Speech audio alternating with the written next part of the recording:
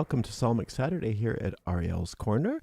This is Ariel Gatoga, and we are streaming live on YouTube. Moderating today on YouTube are the lovely Honeypaw and the lovely Dre.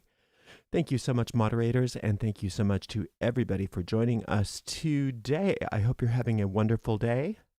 We have a premiere today at 11 a.m. Pacific time, and if you hang out to the end of the exit music, it should put you right on the watch page, or at least to a link to the watch page, depending on the type of device you're on. I hope that you can join us for that. If you're new to Psalm Magic, you can download. Hello, download. You can download your very own free booklet on Psalm Magic called How to Work Psalm Magic by going to arielgatoga.com/psalmbook. arielgatoga.com/psalmbook. Our website is located at arielscorner.com, arielscorner.com. You'll find all kinds of cool stuff there, including other free booklets, free full-length courses. We have a lot of free lectures, articles, guided meditations. Everything's free of charge, so please avail yourself of everything that's there. We also have a podcast hub that organizes the podcasts in a way that some people prefer, and that's at arielspodcasts.com. arielspodcasts.com. We have a shop that has some t-shirts, some mugs, and there's a couple of beanies in there. I haven't gotten the hoodies done yet. I'll get to those as soon as I can. But anyway, you can take a look at our shop. It's at arielscornershop.com, arielscornershop.com, and a lot of those items are available right on YouTube as well. Let's see, what else was there? Oh, we have a chat thread, and you can chat amongst yourselves, and if you have any questions for me personally, you can put them right in the chat, and I will do my best to get to them before the end of the stream. That's providing I don't go too long on the psalm spell, because we don't want to overlap when our premiere starts happening. If for some reason I can't get to your questions, or you don't ask your question in time or something like that, hop on over to our Discord server and or our private Facebook group.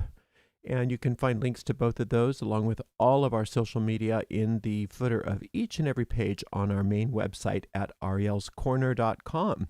arielscorner.com.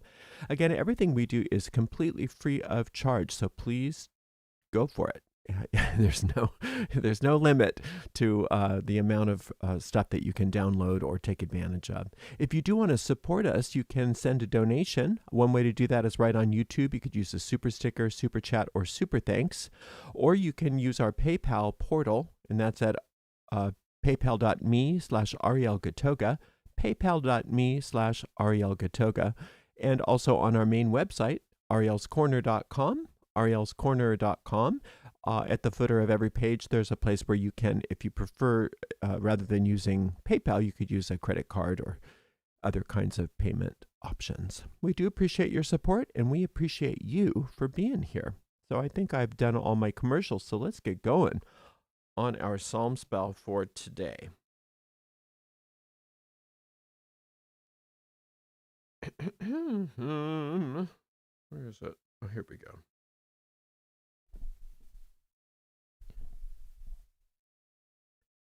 Today we are working Psalm 21. The uses in traditional psalm magic for Psalm 21 include blessings of bounty, to calm storms, for help and protection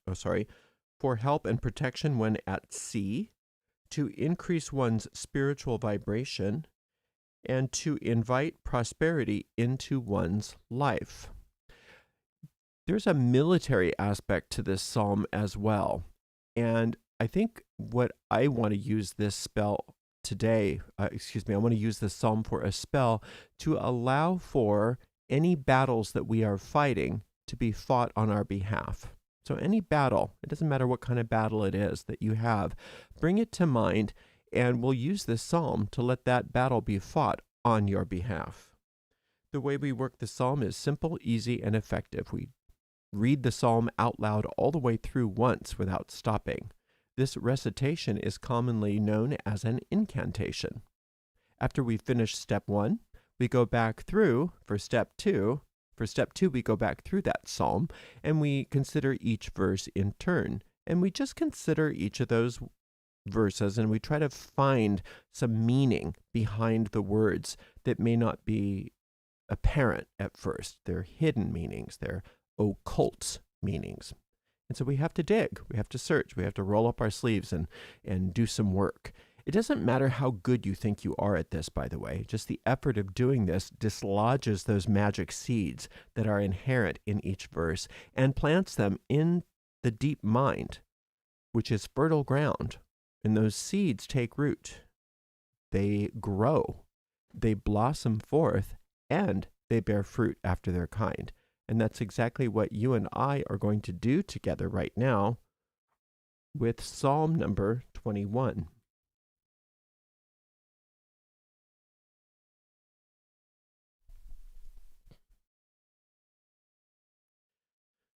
The king shall joy in thy strength, O Lord, and in thy salvation how greatly shall he rejoice.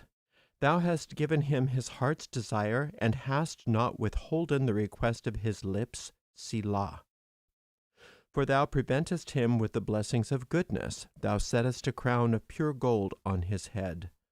He asked life of thee, and thou gavest it him, even length of days forever and ever.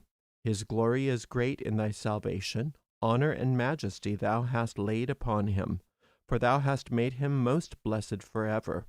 Thou hast made him For thou hast made him most blessed forever. Thou hast made him exceeding glad with thy countenance. For the king trusteth in the Lord, and through the mercy of the Most High he shall not be moved. Thine hand shall find out all thine enemies. Thy right hand shall find out those that hate thee. Let's do that verse again. Thine hand shall find out all thine enemies. Thy right hand shall find out those that hate thee. Thou shalt make them as a fiery oven in the time of thine anger. The Lord shall swallow them up in his wrath, and the fire shall devour them. Their fruit shall thou destroy from the earth, and their seed from among the children of men. For they intended evil against thee. They imagined a mischievous device, which they are not able to perform. Therefore shalt thou make them turn their back. When thou shalt make ready thine arrows upon thy strings against the face of them. One more time. When thou shalt make ready thine arrows upon thy strings against the face of them. Be thou exalted, Lord, in thine own strength. So will we sing and praise thy power.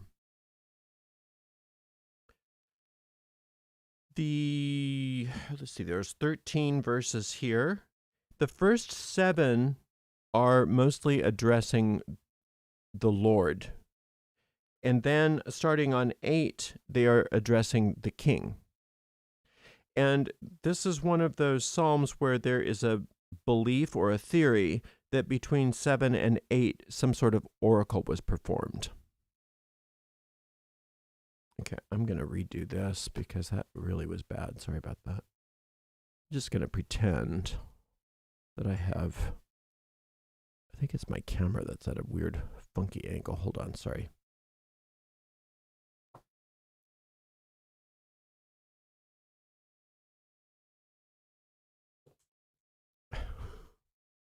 Just for prettiness sake. We'll probably use that footage instead. Okay, anyway, let's get back to what we were saying. So there's a theory in some of these psalms when the action is very quickly changed like this, that an oracle was performed before the next verse started. And so that oracle, if that were true, would have been performed after verse 7. All right, let's get started here. Verse number 1 starts out with, The king shall joy in thy strength, O Lord, and in thy salvation how greatly shall he rejoice. So let's define these two characters. First of all, let's talk about who the Lord is. In Psalm magic, the Lord is a symbol even though it's the tetragrammaton in the Hebrew Bible, it's a symbol for the one power, the one source, the one force, the one substance in all the universe. And there is only one. And since there's only one, nothing can oppose it. And this is the attitude of mind and the orientation that we take when we start a psalm spell. Because if we understand that there is only one, not one among many, not one that is better than others, but only one, we recognize that since there's only one, we are part of that one, because there is no separation. We are as a sunbeam is to the sun. We're not disconnected. We're an expression of the oneness. And so one with this force is a majority. And anything this force is for, nothing can be against. And therefore our success in this spell is assured. That's the attitude of mind that we conjure for ourselves, that we orient ourselves toward. Now, the king is you. And we've done other royal type psalms before, but the sovereign, the earthly sovereign, is a representation of you, and the kingdom or the empire, depending on the type of monarch it is your life and every aspect of your life. So we are, when it says the king shall joy in thy strength, O Lord, we are commanding ourselves to take up the mantle of our own sovereignty, of our own monarchy, and understand that our power to effect change in our monarchy comes from having joy in the strength of the infinite. And strength in the King James Version of the Bible frequently is a translation from a word such as geburah, which has to do with military strength in war and battle. So we are, first and foremost, in regards to this spell today being having our battle fought for us, we are acknowledging what the force says. We are acknowledging ourselves as the monarch, and we are acknowledging that the strength required to overcome and win this battle lies in the infinite, not in us as separate beings. And in thy salvation, how greatly he shall rejoice. And in thy salvation, how greatly shall he rejoice. So you are setting yourself up as sovereign to rejoice. That's your end goal here, is to have the rejoicing of your spell having been fulfilled. Thou hast given him his heart's desire and hast not withholden the request of his lips. What is it that you want? Your heart's desire. This is not a fleeting lust. That's not a heart's desire. This is not something that you, quote, should do because somebody told you you ought to do this or you ought to be or have this. Whatever the thing is that you brought to the psalm, it's from your heart. And if it's the request of your heart, it's saying here that the infinite has already given you your heart's desire and has not withheld any of it. And so it's up to you. It says the request of his lips. It's up to you to request it. The ball's in your court. Ask and it will be given. But you got to ask. So what do you want? For thou preventest him with the blessings of goodness. Thou settest a crown of pure gold upon his head. Just imagine yourself being coronated. And it says it's already been done. But you can do this. Act as though you're remembering your coronation. Just sit and just notice the feeling of the infinite putting a crown upon your head. And recognizing that you are the sovereign of your life, that you are the beloved of the infinite, and that you are here for grand and glorious purposes. Notice the difference in your attitude toward things and what you're here for and your purpose here and what your problems represent and what your goals represent when you understand that you're here as a divine emissary, that you are here to set up shop as a representation of the infinite, as an extension of the infinite. and that your whole empire is here to reflect the glory of that. He asked life of thee, and thou gavest it him, even length of days forever and ever. So your health, your life, your purpose, your function, the desires of your heart, the things you want to be, the things you want to do, and the things you want to have that come from your heart, they have already been granted you. But for them to be released into expression, into manifestation, you must ask. He asked, and thou gavest. It says he asked life of thee. Think about what life is. Life is the principle of life itself. So the life doesn't only mean that you get to take a breath and that your heart beats. It's whatever your life exists of and exists as. And that is your kingdom. That is your empire.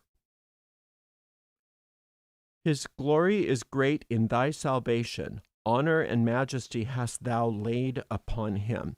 So that's the formula for getting what you want in this situation, is giving the honor and majesty to the source of what is. Now, in a religious context, if you give honor and majesty to the Creator, it's some dude up in the sky, far, far away, that, boy, I hope that God doesn't forget me. I hope I get what I want. I have to just placate that darn God's ego so much, and maybe he will give me what I want. That's not what we're talking here. The infinite is within you. Because think about that image again of the sunbeam from the sun. The sunbeam can't be separate from the sun. Does that even make sense? That there's going to be a beam of sunlight bopping around the universe separate from its source? No, there's no possible way. But put yourself in the shoes of, or in the beam of, put yourself in the beam of this light. Where does the power of the infinite reside? Within it. It's not outside of it. Please help me. It's within it. That's why the kingdom of heaven is within you. That's why the infinite is within you. That's why you are one with your source. There's no place that it stops and you start. The only difference between the two of you is that you did not make it. It made you. It extended itself as you. But you're still just as glorious as the rest of it all. You're still pure sunlight. There's no specialness in you in that regard. You're not especially bad sunlight. There's no quality difference in there's no difference in quality of sunlight from beam to beam to beam. You're all part of the same sun. So, when it says, his glory is great in thy salvation, honor and majesty hast thou laid upon him. That glory is the glowingness of you. It is the glowingness of the light that you are an extension of. For thou hast made him most blessed forever. Thou hast made him exceeding glad with thy countenance. So the infinite has blessed you and blessed you and blessed you. Now, if it says thou hast made him exceeding glad with thy countenance, that means that if you are staring at the face of the infinite, you're always going to be glad.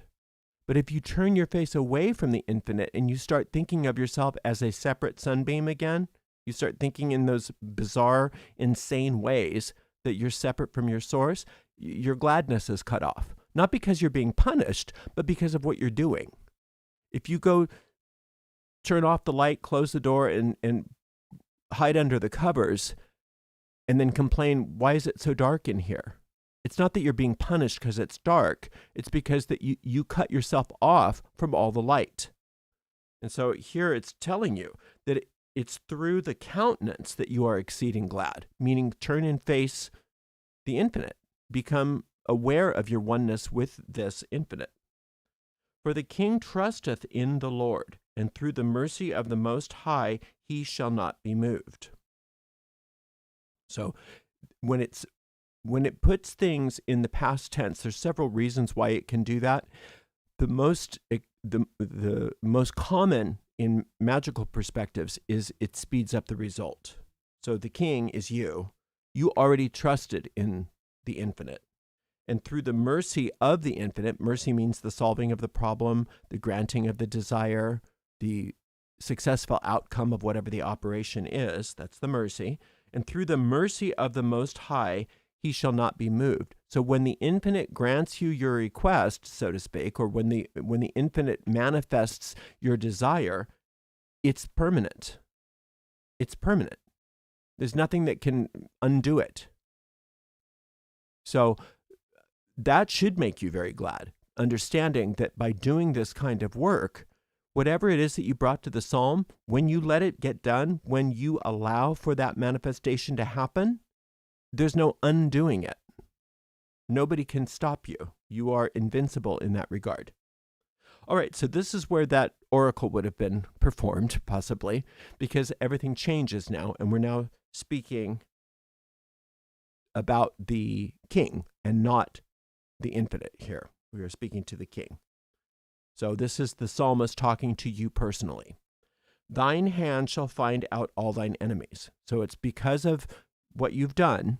It's because of this spell and because you have put yourself in alignment with the infinite and you have turned your face to the infinite and you've understood that you're not separate from the infinite and you are working as an extension of the infinite, that these things are going to happen for you. Thine hand shall find out all thine enemies. So whatever it is that's caused you to come to the psalm to have the infinite fight your battles for you, you're going to find out what that is, because some of these things are seen and some of them are not seen. You're going to find out the truth here. Thy right hand shall find out those that hate thee. So your own battle hand here is being guided by the infinite. And when it says shall find out those that hate thee, it's not talking about other sunbeams. It's talking about the ego mind. It's talking about the entire structure of thinking that believes in lies. So if that manifests as other people that are your enemies, fine. But it can also be circumstances that manifest that way. It can be financial problems. It can be arguments. It can be health problems, whatever it is that brought you here. Those are the enemies. And it's telling you right here that your right hand shall find out those that hate you. You're going to figure it out. It's going to be clear to you.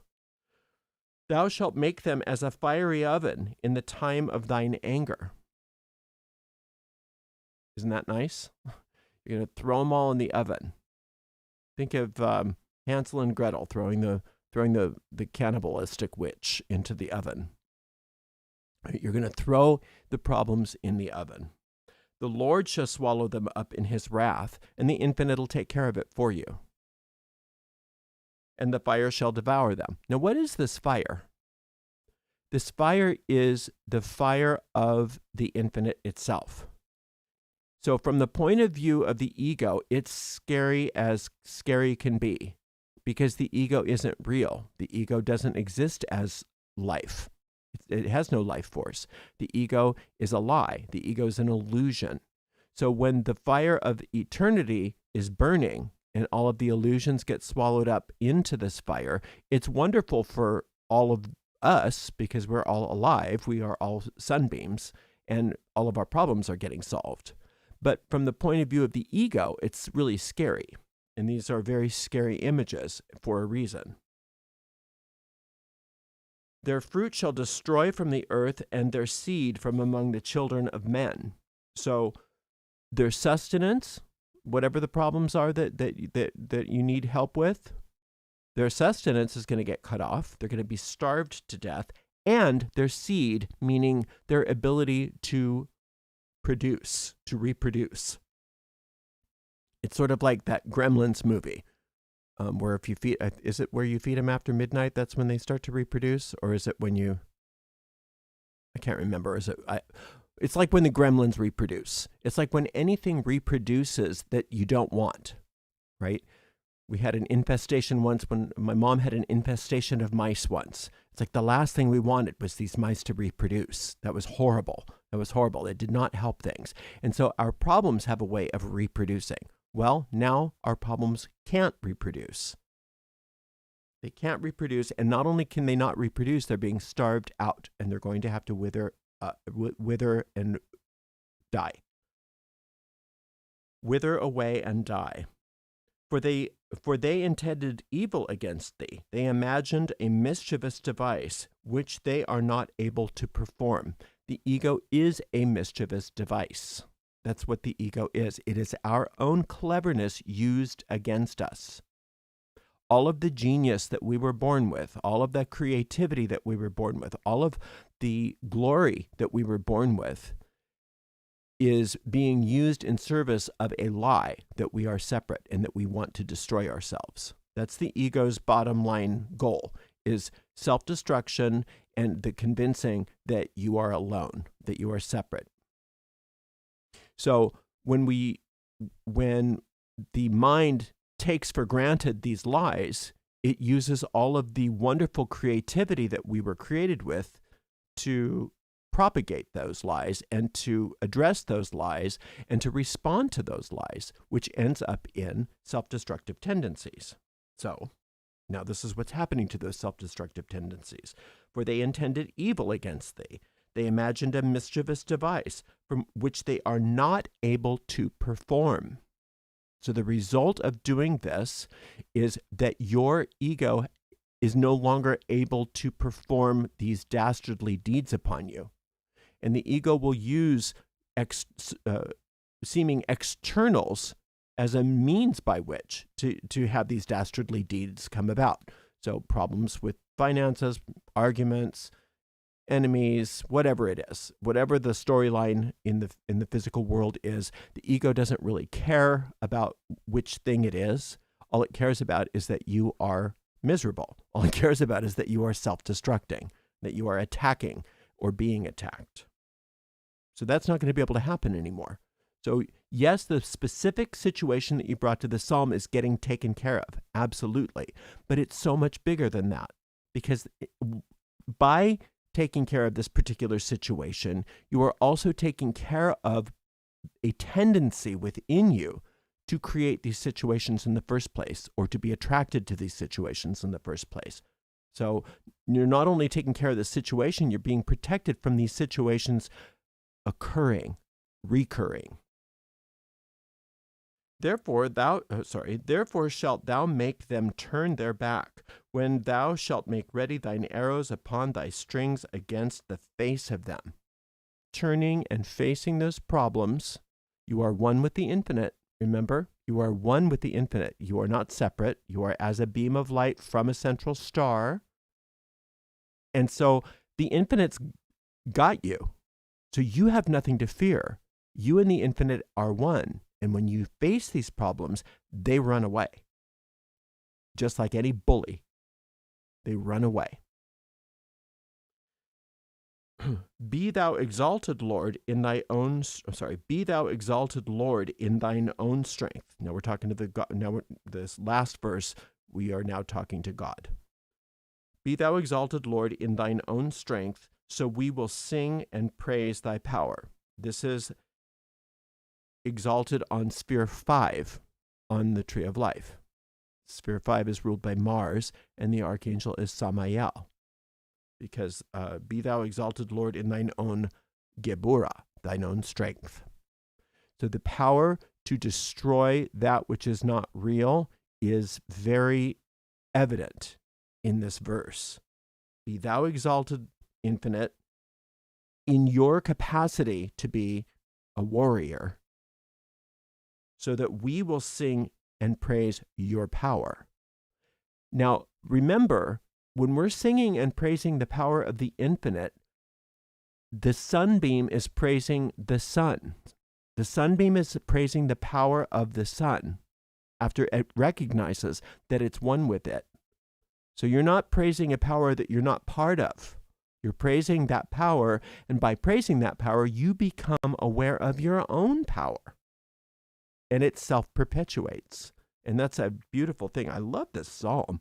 It's so beautifully written. And so it's got a wonderful formula within it that always causes us to be able to uncover problems and then destroy the problems very efficiently. So whatever you've brought to this psalm, you just keep coming back to this psalm again and again, once a day, until you get a sense of peace and certainty that your spell has been completed. You'll get a sense that everything's fine, right? You'll get this wonderful sense that everything's fine. And when you get that little click, that means that you don't have to work on this anymore. In fact, it's better to put the whole situation out of your mind once you get to that point and move on to something else, and it will be taken care of perfectly. Thank you so much for spending some time with me today. I so appreciate you. Until next time, blessed be. Did God know we would make the mistake of thinking we are separate?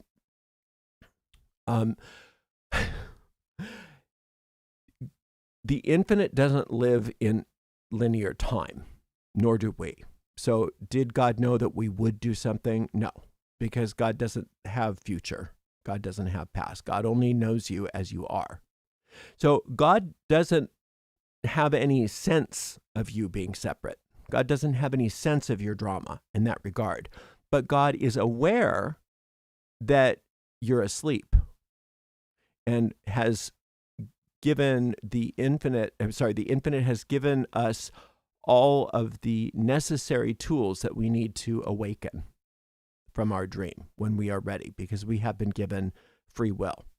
So, in a way, God did know that could happen, and that was part of it.